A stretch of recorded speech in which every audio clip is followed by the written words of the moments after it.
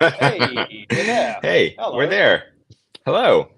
We're Um, juggling locations a tiny bit at the moment, hence that's the right. some of Welcome, this. welcome to Macroverse from Sacramento. I am Evan Matthews, I'm and Adam Martin. Welcome from Panama. yes, indeed. So Yeah, yes, a exotic global, Panama, less exotic Sacramento. No less shade to exotic Sacramento, Sacramento. but Yes, I mean, if we're going to yeah. be honest about it. A little bit, yes, just a little bit. But good day to you wherever you are in the world. This is our weekly update about what is happening across the Macroverse. If you happen to be stumbling into this stream, you might be wondering, what is this Macroverse that you guys are talking about? And I guess relatively simply, we are a next generation entertainment company that is focused on building new types of storytelling across comics and then going on from there into all forms of other media. So, all kinds of fun and exciting things that we love to do with collaborators of all kinds, including you, the people Yes. watching this stream, and the people in the community that we've been playing with for a couple of years now. So, lots of fun stuff. So weekly, we like to come on and just give some quick updates from across the various projects and worlds that are the things that we can talk about, and we like to tease some of the things that we can't quite talk Yes. about because there's a lot of those, more than we wish that there were. But one in particular to keep that tease going that we will be able to talk about and announce over the next week or two. And I think it's going to be very unexpected and very exciting for Yeah. people to play around with. So, It will be. It's uh, become one of those projects for me that has it's started. It's consuming more of my time than it should because I'm really enjoying because it, it's just and it's so much fun. Yeah. it's so much fun, and it's I'll be sit down, and be like, oh, I can noodle. I've got a couple of ideas. Let me just drop them down. I'll take 10 minutes. And an hour later, I finished like putting stuff up. So it's Yep. yeah, it's very exciting. It's very exciting. My hair is doing something very strange at the moment. I'm just noticing. So just I was just if you're, admiring that yeah, actually. My hair never does anything strange, so I'm just jealous, but it's okay. it's trying to stick up in an odd way. So for those of you that were not distracted by that, now you can be for the rest of the conversation. All right. Well, where shall we dive in? What we have a little bit of a technical I guess challenge might not be the right word. We might be struggling with a little bit of technical stuff as we go through the stream today. If that's the case, forgive us for that. But many of the things we are going to talk about, you will find in the various Twitter threads, especially that we'll point to as we go through these projects. As always, we are doing a pretty steady stream of sneak peeks of stuff that we're working on in our Discord. So that's always a good place to see some stuff that doesn't even make it out into the more public square, so to speak. Into the Um, wilds, yes. but lots of fun stuff all the way around. So um, perhaps we start with Bushido's today. Why not? I think Bushido's will be Yeah. fun. So Bushido's the fantastic artist on that, Nicholas Castell, we've got roughs now for the whole of episode 7, our penultimate episode.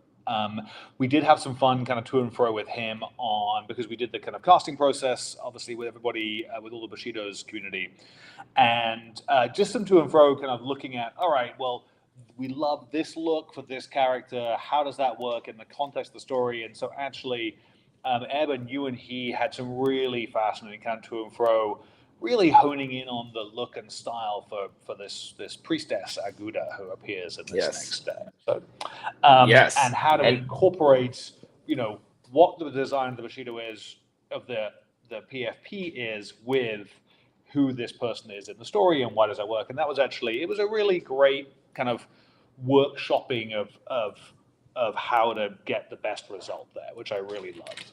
yeah, I mean, I wish this is something I wish we could share a little more of visually, and we should do that at some point. But I think it was a fun process to kind of think through, and I think this is maybe a way to touch on some creative process and writing, art, design, kind of a little bit as well. In that, I think a lot of what we find as we go through this exercise, especially with collaborators, making comics, and you can kind of extrapolate this into other forms of media as well, that you want to create a way to get all of the concerns and ideas and questions kind of into the mix. And I think with Nicholas, he had a particular kind of idea for what this character was going to look like before we decided to cast one of the characters from the community. And then we felt like it was so important that we align with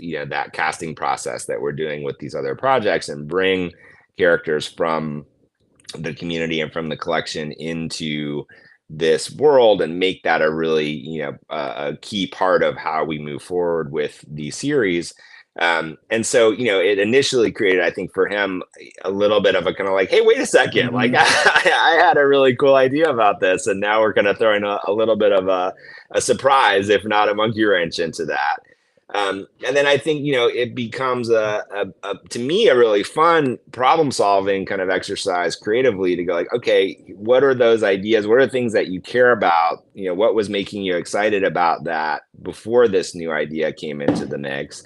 Now, how do we take these two things that might initially seem like they're opposed to each other and make them make sense in the context of the world and the context of the story, so that it's always important to me and all of us to feel like we're not just shoving it in here. And I think that was kind of his initial concern, was like, oh, this idea that I had felt very congruous to the rest of the design of the world that he's been now creating for 7 episodes, and he initially felt like it didn't feel like it was as congruous to just take this character from the collection and shove him onto this character.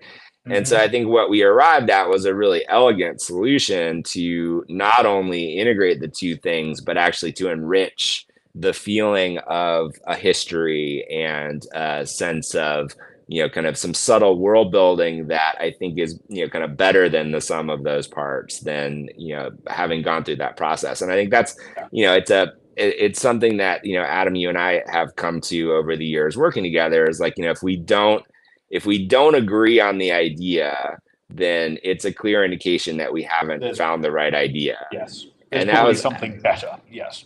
Yeah, and I wish I could remember the exact conversation, but I have a very clear memory of like the moment, that kind of light bulb moment in our own creative process, where it was like we were really butting heads about something, and I can't remember what it was, and it was that kind of like moment of like, hey, wait a second, like this just means we haven't got the right thing yet. And it was a real palate cleanser for like, okay, let's both take a step back and kind of rethink this and throw some other ideas on the table and stop being attached to my idea, your idea, and really find something that was a better idea.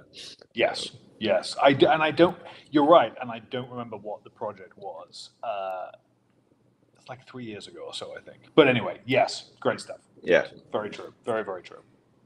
So I'm very happy with where we arrived in that process with Bushido's, and I think you'll see when you see the pages, it's very clearly now recognizable as the character from the collection, and there's this very, I think, clear sense of a character evolution that has happened, where you look at the character from the collection, you look at the depiction of the character in the comic, you can tell it's the same character, but there's now a whole backstory and kind of history to that character that's suggested in the way that they show up in the episode. Yes. No, it's really fun. Very cool. Yeah. And just more great work from Nicholas. And realizing, I had this moment this morning. It's like he's done all the roughs, and now he's doing the inks, and then obviously color. Yeah. So probably in about a month's time, he'll be ready for the final episode. And given some of the things we've done, we've basically thrown out what we had for that final episode. And I had this moment this morning of like, oh crap! Right that he's going to be ready for this really soon. Okay, good. That's right. Yeah. And another case of I think that final episode is going to really delight people. I think it does some pretty cool stuff. So, very cool. And final little Bushido's announcement. You can see it up on screen, but the official Twitter handle for Bushido's is now Bushido's World. And you'll see this happen across any of the Macroverse collections that still include NFT as part of the tag. This is not a shift away from NFTs, but it is a way to expand, what is this thing that we're working on? And, as many of you know, we look at these as kind of the bigger entertainment franchises that span all kinds of media and formats. And so as we start to build these into bigger and bigger things, we don't want people to pigeonhole them into just one category. We want them to be represented as the larger things that we see them as. So a subtle way of communicating that. Yeah. But if you're it's looking actually for up us on the screen right now, it still says Bushido's NFT. Oh, really? On my Yes. side, it shows the new one. That's very strange. Oh, that's weird. Still? It's coming. Maybe I'm wrong, but yes. Let's see. No, So there's something glowing. Either which way, we'll all right, come to it. it is Bushido's if World. it is at Bushido's World is now the official Yes. Twitter handle. So Excellent. if that was not showing up correctly on your end, that's that technical challenge I was talking about at the beginning of the stream. All right, very quickly, let's give a Koala agency update. So happy to report that we have not 100% nailed it down, but I think we may have found the artist for these Koala agency shorts. So we're just figuring out some final details around that, and hopefully we'll be able to announce that and get these going. Part of that is also kind of character designs, those things. Yep. We're exploring some interesting kind of overlap with some other worlds, with some other things, shall we say? Yeah. So we're just kind of, there's a little bit of juggle happening. So much of this comes down to like, great, the original collection is fantastic, and now how does that translate to kind of the daily comic version of that, and just the kind of the R&D on that, the visual development on that is obviously crucial because we want to make sure we're nailing those looks and feels. Yeah. And assuming we go forward with the artist that we're talking to, which I think is very likely, then it's going to be a cool style, and he's got quite a pedigree in these kinds of strips. So I think it's could be a very good fit. Could be a very good fit, cool. And very exciting. So stay tuned for more on that. On the Deadtown front, also a very quick update there. So if you've seen on the Macroverse Twitter, as is at Macroverse, we've been showing off a couple of screenshots from the pending launch of the Macroverse platform, and it is very cool to see, this collection of zombies, which is, we have this mechanic in the collection, which I think is unique to us, which is, this concept of eras. And so there are kind of sub collections within the collection, intentionally, and in this case, represented by different color schemes for the backgrounds. And so being able to see them all in the platform that we've designed through the different eras, with the greenlit characters now functioning on a toggle, which is really cool to see, like, just being able to click a switch and see, oh, these are the characters which have been recognized canonically in this world and that have stories attached to them, which are going to be out on the app, and all those different pieces coming together. You'll see some of those screenshots in the Twitter feed or in the sneak peeks channel on Discord. So that'll be applied to other collections as well as everything gets up and running, but it's very fun to see it in the context of the undead. Very fun stuff. You've disappeared. Did I just disappear? Okay. You did just disappear. I'm back. There you go. You're back. All right. Not a whole lot to report here, but let's give a quick Wanderers update as well. Adam, you want to say anything about what's going on there? Yeah, so we've been actually having fun this last week, the last couple of weeks, going to and fro on scripts and things. So I've been doing like super rough passes on lettering. We've got, I think we only have one episode left that is not kind of completely done art-wise. But so the next step of that is go in, take the scripts that everyone wrote, add them as word balloons and that kind of fun stuff. And often what is revealed in that process is because it is 100% true for me, is, oh crap, I've written way too much. This does not begin to fit on the page. How do we now condense it? That's not always the case by any means, but that is certainly happens a good amount. And like I say, I can speak to that for myself. So we've been just some great to's and fro's, kind of refining and honing in on what's going to end up being on these pages as the kind of dialogue and descriptions and things go. And then we're starting to hand that off to Stephen Perkins, who is our kind of amazing editor, head of production, to do the final pass on lettering. So I think we're actually getting nicely close on having having completed projects for each of these things. Now, of course, we won't be showing the completed stuff yet, because that's, Wanderers, obviously they have got a very specific plan around how to release that, but it's really cool kind of honing in on that. And then great conversation with Frank, who is the lead artist on the kind of main core series, the lead artist, he is the artist on the main series. He also did the little Vizard short. We had a great chat with him last week. We're done with art and kind of initial lettering on episode 3. He is well into episode 4, which is where things get really. There's a page in episode 4. I don't think it's teasing too much. There's it's kind of a space battle page that comes up in episode 4, and then a kind of fun overlays of stuff. So that was one of those splash pages you kind of write and like, oh, I think this is going to be really, really cool. And then Frank, knowing what he does, I think it's just going to be awesome. So I just can't wait to tease some of those images. And we've been working obviously with Wanderers, because they've been kind of figuring out all right, what do they working out, given what we've got and all the assets now that we've been giving them, and what do they want to do, and the game, and how does that tie together with this? And so this kind of very intricate plan of, we want to be releasing these images and then these stories, and then this ties to this and this. So it's this kind of, it's a very cool plan of attack that they have, and it's just continues to be great stuff. That's another. You said something which I think is just another kind of quick call out for craft for anyone that is interested in making comics. Getting to know the strengths of the artists that you're working with. And the things that they love to draw and the things that they're excited about drawing is also kind of a life hack for making comics with artists. So the more you can tailor a particular piece of a story, or the particular style of a way that something unfolds to the strengths and interests of the different artists that you're working with, not only is it more fun for them, but you'll often get back stuff that's just wow. So yes, good point there with Frank as well.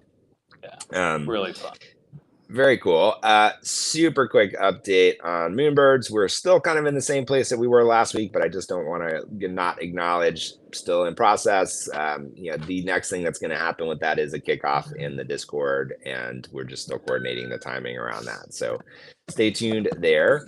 And then before we get to, I think, the main thing we're going to talk about today, I just want to remind anyone that participated in the End of the World Pizza thing that we did with Rob. So End of the World Pizza is his AR comic project, which is launching, I believe it's on the 20th, but double check that in the Discord with the details there, or at the official Twitter for that project. The end is pie. But for anyone that participated in that and dropped the wallet address in the Discord, we will be getting back who won the free mints for that within the next couple of days. So we'll make sure we get those out so people know that they got those. And of course, everyone else that submitted is on the mint list for a discount and all that good stuff. So the more I see of what Rob is doing there, the more excited about it I am. So just wanted to give an update on that as well. Let's talk about the Vogu. And see what kind of screen sharing we can do, if we can. Yes. So go ahead. Well, I was going to say, in context of this, we kind of did the round of anthology shorts and pictures. We got the winners for that, and so we're in production on a handful of those things. We've been teasing out some images. I think some of the writers have seen a bit more than just the teasers, but we wanted to share some of this wide because we've got roughs on one, colors on another, more coming in, but we just wanted to share a few actual images. Hopefully, as long as Restream allows me to, because it was kind of sticking its tongue out at me earlier. Yes. So we'll hopefully we can share this. If not, I apologize. We'll do it next week. Yeah, I mean, as Adam tries to pull that up, we love this platform for live streaming, but it is finicky about screen sharing. You've got to be very quick on the draw to get that screen up. Oh, but I think he's done it. I think we've got it. I think we've got it. So this is from. Oh, is it going to come in? Can you see it? I can't see it, but it seems to be stuck on me. Can you see it? It is stuck on you. I can't see it either. Okay, this may be one of those challenges. It says might be one of it's those live. things. It does say that it's live. It may be lying. It may seem to be lying. Let's see if I. Oh no, there it goes. It's up, and it's slightly weird. Oh, but Eben is now. Okay. How about if I do this? Aha! There we go. There we go. That's better. Very good. And I realize okay, cool. Your face on screen the whole time, but there. Anyway, it's not perfect, but it is working. Well, if it was my face on screen the whole time, I apologize. And here we go. All right. Very cool. So this is Daniel Laferney, who has done a handful of things for us now, and we just adore. This is Tara Mecca's story for the Vogu, and man, there we go. Just huge fans of what he does. So this is about his Vogu character is a monk, and there's a whole kind of martial arts scenario happening here, but one of the things that I love here, if you here's a little peek at the whole the whole sequence, but seeing his interpretation of very much Jason's seed ship on page 1 there is just really cool to go like, okay, this is now it's I think it's funny, it's like as soon as you see someone else draw the thing and it's clearly the thing, to me it's like that feels like, oh, we've just expanded this world, like this is now a multi-iteration version of something that is in the same universe, which is kind of the goal here. So very cool. And the other thing that's kind of neat, which you can see also again in the Discord, if you track down the channel where this has been in development and moving through production, one of the things that the creator of this short did is not only did he write the script, but he actually worked with a friend of his to create his own kind of simple layouts, and so we were able to pass all that along to Daniel. And then what Daniel does so brilliantly is kind of take those and just bring his own flair and style and expertise to the process. And so I think he really delivered on everything he was given, but just made it 10 times even cooler. And as I recall, this is also one of those, I think, interesting conversations that we've had within Macroverse, within the Vogu community, within the some of these overlapping communities of how much, like when we're doing these anthology stories, how much is kind of anchored to the core lore, how much flexibility is there, what is that balance, what's the overlap, all those things. And with this seed ship particularly, the first iteration of the seed ship was a very different looking thing. And there was some, I think, justifiable kind of concern from the community, like from within the Vogu community, which was, this does not look like a seed ship. We kind of know what the seed ship looks like. In fact, we don't kind of know, like we've got this thing like that. And that was one of those great twos and fro's. And that's where we really appreciate the community coming in and saying, no, it's this thing. This is one of those important beats. And we thought about like, yeah, they're absolutely right. Like this is something we need to maintain consistency. And then of course, Daniel does his own thing with that, but it maintains the consistency of those original concepts, which is awesome. Yeah, Yeah, I mean, we had a whole conversation about this last week, which is an ongoing discussion around where are the lines around what's canon, what's not canon. How do we make sure that we're satisfying both the opportunity to be creative and also the need to have a level of consistency around these different worlds and universes so that they can feel like they're expanding the same core concepts as opposed to a scattershot of different concepts. Yes. And this, yeah, and quite frankly, this is the controversial one because it introduces some elements from a different story, which actually isn't, in some senses, this one is not a Vogu story. It's another story that has a Vogu in Mm, it. And yet I think where we've arrived here is still, plausibly in the canon of the Vogu universe because of some of those details, and then with some edits to the script that, don't contradict, the yeah. core of the world building that the Vogu has. I'm pretty delighted with where it ended up. Oh yeah. No, Um, it's wonderful. and then I think I see a tease of one more here as well. We do indeed. Yes. Couldn't let Oh this one yes. go just because Love this love this. just made me so happy. Yeah. And yeah, got a shout out obviously to Max Phoenix, Rommel. This is Yeah. This is I page two of his story, page but two of yeah, your super cool. of his thing, and you were the only one who did this. Like, obviously you've become extremely good using Midjourney. You gave some visual reference for this lead character, and Yeah. it's really fun.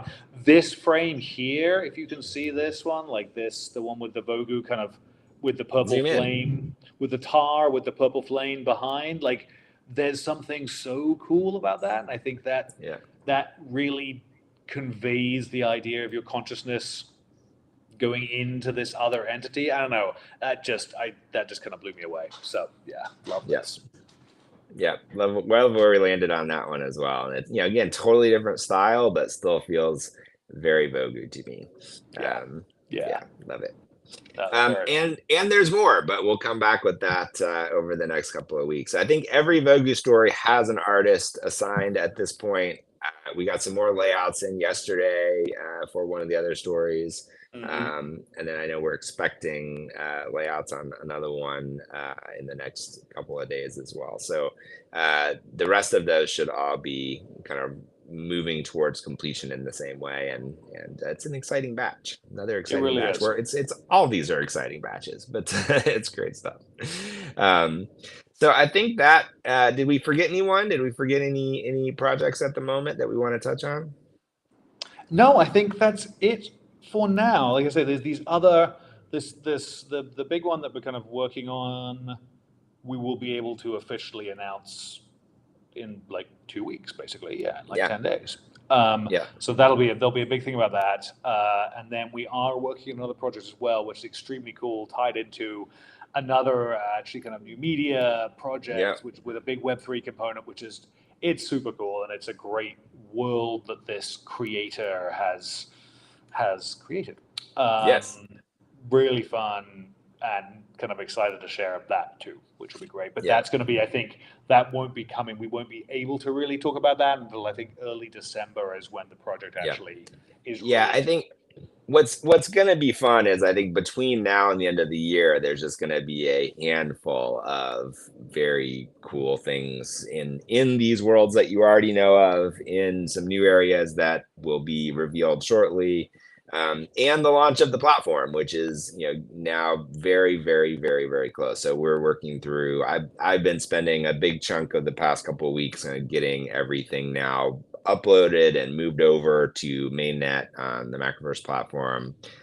Some final, there's always final testing, more final testing, and then more final testing, just to make sure everything is truly working properly. But it is. And so again, those screenshots that I've been sharing of kind of looking through the collection and some of the other elements of that.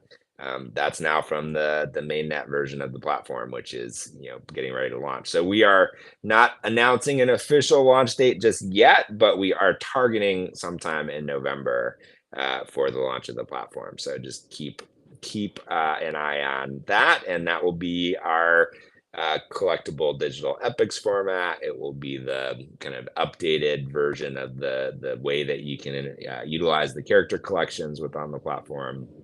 It sets the stage for us to bring all the other character collections into that same system. And then over the kind of next iteration of that, we'll be tying it all back into the mobile app as well. So, just to wrap up, say, as always, if you haven't downloaded the mobile app, go get it right now on iOS or Android. There's a bunch of great stuff coming on there. Digital Pools, which will be in the second round of Epics to launch, is about to wrap up its first season on the Macroverse mobile app, and it's great. So definitely a good one to check out if you haven't yet. And then the other series, which just launched on the mobile app, is one called Luke McBain. And Luke McBain is a series that 12 Gauge Comics, our good friends at 12 Gauge Comics, put together. It features the likeness of country music superstar Trace Adkins, in a very kind of, I would almost call it like country noir. I think exactly. It's like a hard-boiled Southern noir. Yeah. It's very fun, and so episode 1 is up right now, and that will start rolling out weekly as well. Good stuff, and there's a bunch more coming there as well, including a very well-known Web3 property, which I think we'll be able to put out in the next week or so also. Good stuff. Yay.